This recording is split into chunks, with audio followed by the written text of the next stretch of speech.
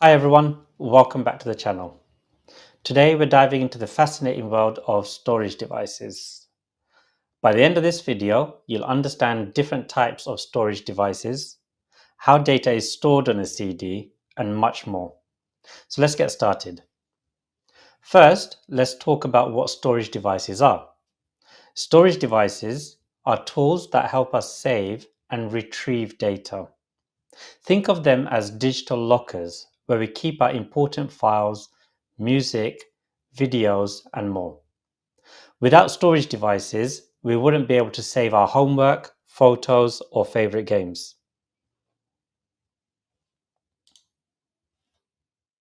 In this lesson, we'll cover the capacities, strengths, and weaknesses of various storage devices.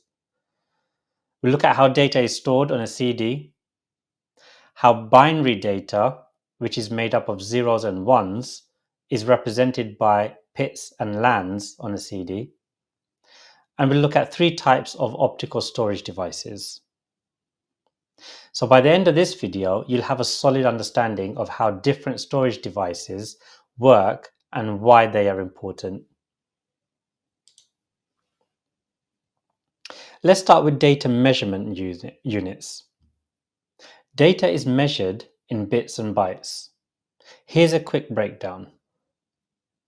So a bit, this is the smallest unit of data, like a single light switch that can be on or off. A byte, this is where 8 bits make up 1 byte, which is like a single letter in a book. Kilobyte, that's 1000 bytes, similar to a short story. A megabyte is 1000 kilobytes, like a whole book. A gigabyte is 1000 megabytes. This is like a library. A terabyte is 1000 gigabytes, like a huge digital library with thousands of books. So that should give you an indication of how much storage is taken up by the examples that we've just provided. So for example, a bit is like a single light switch that can be either on or off. A byte is like a single letter in a book. A kilobyte is like a short story. A megabyte is like a whole book. A gigabyte is like a library. And a terabyte is like a huge digital library with thousands of books.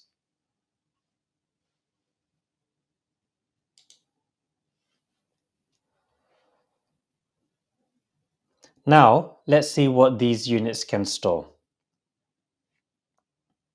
So again, a byte is a single character like the letter A. A kilobyte can also be used to store something along the lines of a short email or a paragraph of text. A megabyte is a medium-sized novel. A gigabyte, again, can store around 300 MP3, so these are music files, or 40 minutes of DVD quality video. A terabyte is like storing 1000 copies of the Encyclopedia Britannica. For example, a gigabyte can also store 250 songs, which is enough music to listen to for hours. So imagine having a playlist that lasts all day long. So what we've just looked at are quite a few examples of how much data is needed to store different types of files.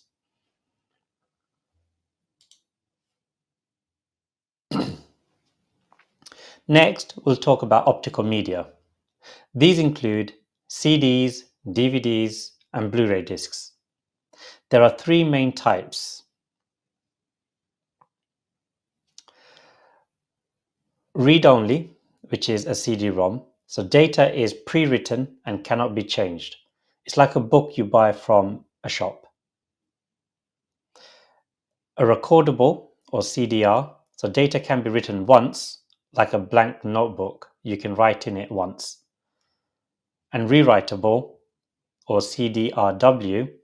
Data can be erased and written multiple times, like a whiteboard you can write on and erase as many times as you want.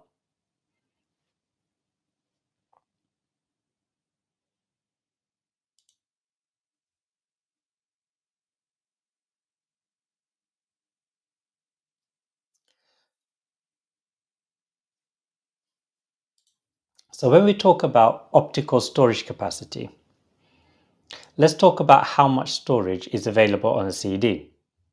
So on a CD or compact disc, a standard CD can hold 700 megabytes of data. This is perfect for things like music albums.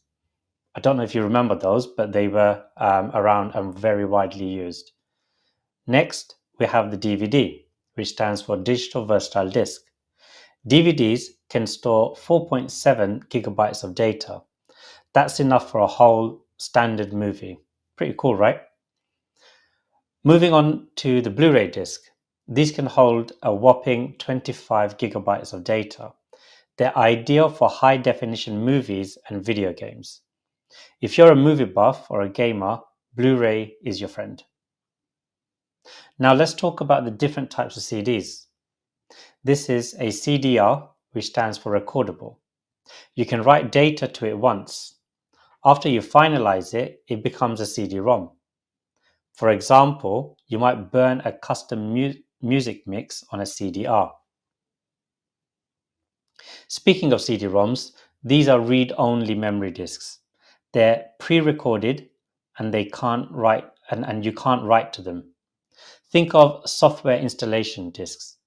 You can read from them, but you can't add anything new. Finally, we have the CDRW, which stands for rewritable. You can erase and rewrite data on these disks multiple times. They're great for things like regularly updating backup files.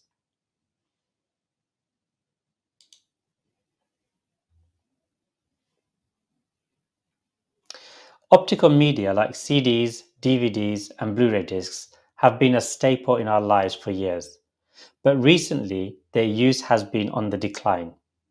However, they haven't disappeared completely. One of the main reasons for this decline is the improvement of faster internet speeds and having this available very widely. With high speed internet, streaming and download services like Netflix and Disney Plus have become incredibly popular. So, why bother with physical discs when you can stream your favorite movies and shows instantly? Additionally, many modern devices no longer support optical media. Take smartphones and tablets, for example. They don't have CD or DVD drives. Even gaming consoles are moving in this direction. The PlayStation 5 Digital Edition is a great example. It doesn't include a disk drive at all. So while optical media is still around, it's clear that the way we consume content is evolving. Streaming and digital downloads are the future, and our devices are adapting to this change.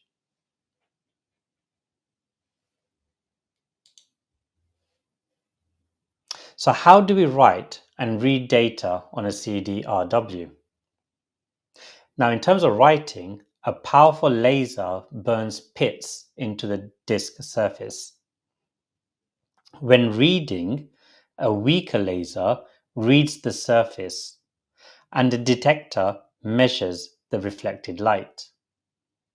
Imagine using a magnifying glass to burn patterns into a piece of paper with sunlight.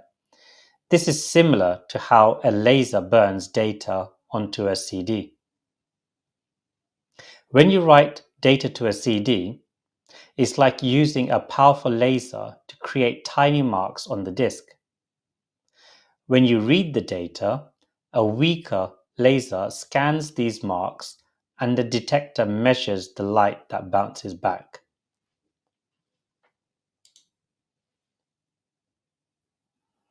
A CD has a single continuous track that spirals from the center towards the edge.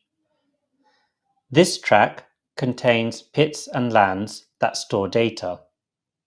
Think of the track on a CD like a long, winding road that that starts in the middle and goes around and around until it reaches the edge.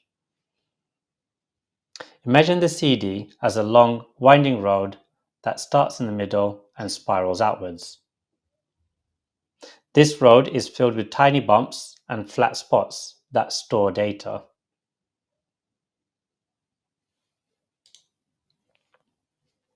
Pits and lands represent binary data, ones and zeros. Light reflects off the disk's surface except where pits scatter the light, indicating a binary 1. Imagine shining a flashlight on a mirror. The light bounces back at you. This would be an example of a land. If the mirror has a dent, like a pit, the light scatters and doesn't come straight back.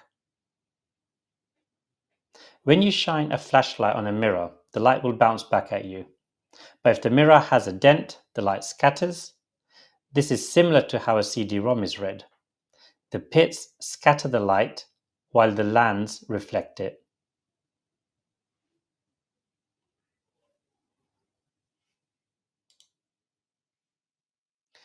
All optical media, CD, DVD, and Blu-ray, use pits and lands to store data.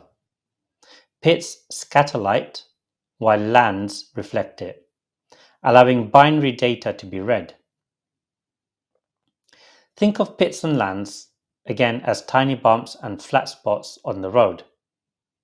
The bumps will scatter the light while the flat spots reflect it. This is how binary data is read from a CD.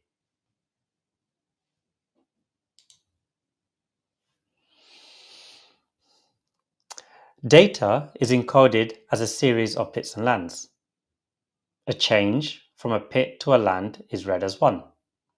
This is colored in grey in the diagram below, while no change is read as a 0. This is indicated by a thicker flat line on the diagram below. For example, 01001010 is the ASCII code for the uppercase letter J.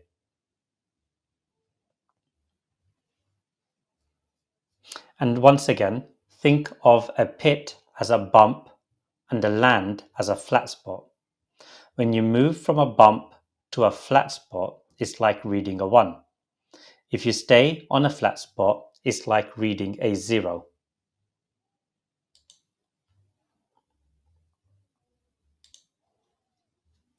If you look at a CD under a microscope, you'll see tiny landscapes with hills and plains. The hills are the pits and the plains are the lands.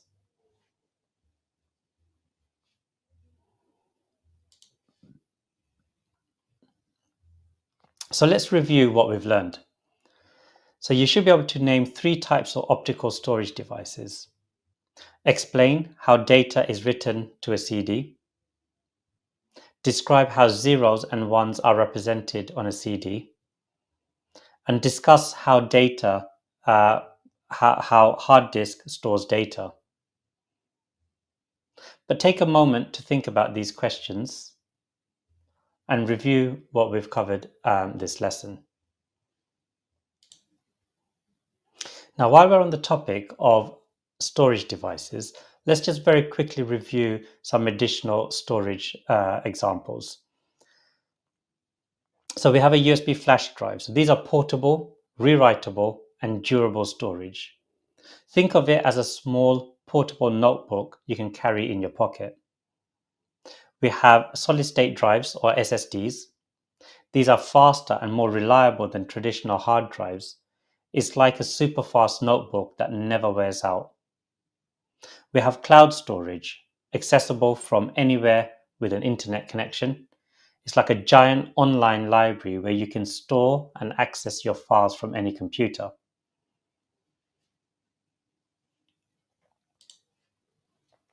So to sum up what we've looked at today and hopefully learnt, storage devices vary in capacity, speed, and durability. Optical media uses lasers to read and write data. Binary data is represented by pits and lands on optical disks. For example, remember that different storage devices have different uses. CDs are good for music. USB drives are great for carrying files. and cloud storage is perfect for accessing your data anywhere. That's it for today's lesson. If you've enjoyed it, keep watching, hit that like button, subscribe to get the videos as soon as they're released. Thank you for watching. Bye for now.